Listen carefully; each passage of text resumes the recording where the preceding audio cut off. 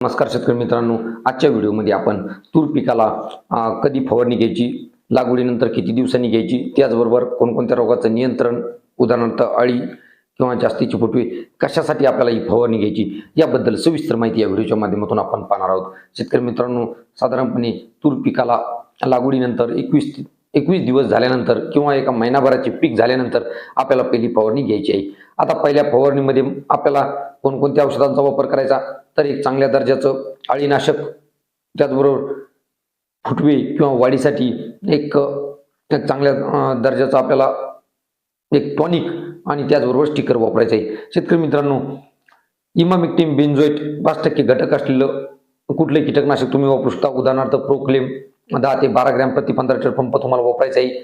त्याचबरोबर चांगल्या वाढीसाठी 19-19 100 ग्रॅम प्रति 15 लिटर पंप तुम्हाला वापर करायचा आहे. त्याचबरोबर वाढीसाठी तुम्हाला एक चांगल्या दर्जाचं टॉनिक सुद्धा वापरायचं आहे, जसे की इसाबियन किंवा ॲम्बिशन 30 मिली प्रति 15 लिटर पंप तुम्हाला वापर करायचा आहे. त्याचबरोबर त्या चांगल्या सगळ्या औषधांचा परिणाम आपल्या तूर पिकावरती चांगला व्हावा, औषध चिटकून बसावी म्हणून आपल्याला एक चांगल्या दर्जाचं स्टिकर सुद्धा वापरायचं आहे. सिलिकॉन बेस्ड स्टिकर वापरायचं आहे. त्याचं प्रमाण घ्यायचं आहे 5 मिली प्रति 15 लिटर पंप.